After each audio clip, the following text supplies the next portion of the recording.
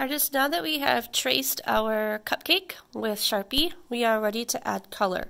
We're going to use two different types of media to add color to our project. We're going to use crayon in the background, and we're going to use watercolor on our cupcake. So first, when you are using crayon to add color to your project, I want you to really pay attention to not scribbling. Try coloring all in the same direction to make our project look nice and neat. You can also think about something that I like to call a ghosty. For example, if I'm coloring my project like this, all of these white areas that I still see, I call those ghosties. And if we really take our time and push with a nice even pressure, we won't get any ghosties, and we'll really do a nice job of coloring in our project. Sometimes people like to rush when they're using crayons, and crayons can really do a nice job of filling in a big area with color as long as we are taking our time and aiming for our best. So I'm going to continue, and I'm going to use crayon to add color to my table and to the wall behind my cupcake. I'm not going to add any crayon to the cupcake because we will be using watercolor paints for the cupcake. So I'm going to pause and catch up. Once you are finished with the crayon part of your project, you're going to need a messy mat because we're going to be using watercolor paint. There are a lot of different ways that you can use watercolor paint. In my video, I'm using a palette. It's okay if you don't have a palette that looks the same, but the way that we paint with this palette is going to be pretty similar to any other watercolors that you might use. I like to have a paper towel when I'm using watercolor paint, and then we usually have our water dish with our sponge and water for cleaning out our brushes. So what we're going to do today is called a wet on dry painting. So we're going to have a wet brush and wet watercolor paint on a dry paper. Another way that we could do this was if we had wet paper, it would be wet on wet, but we're going to do wet on dry.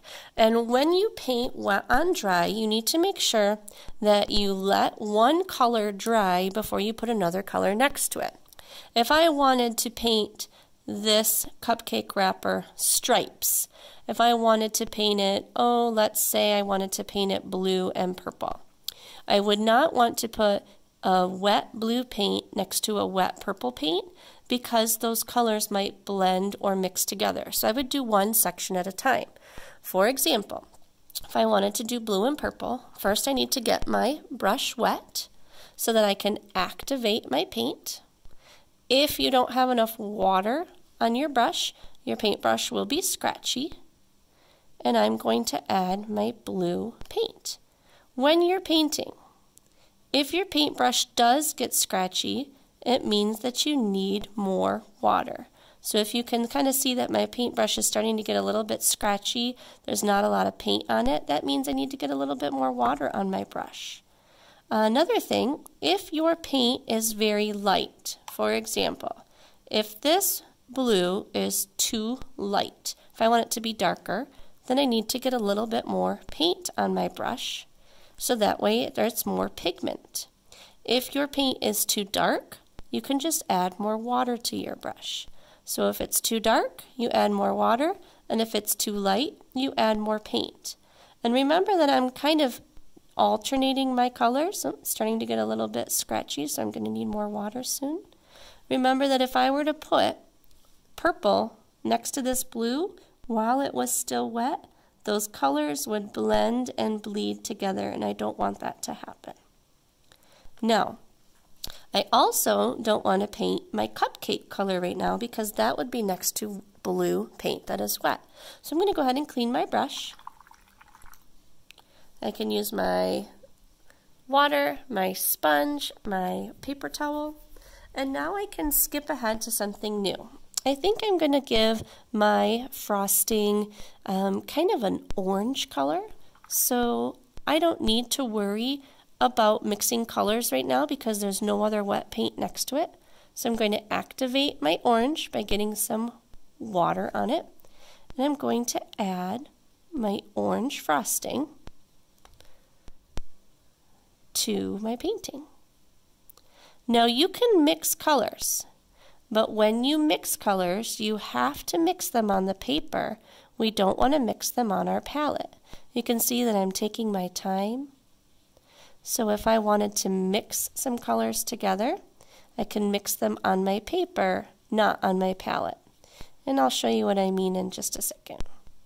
So I'm going to keep adding my orange to my frosting.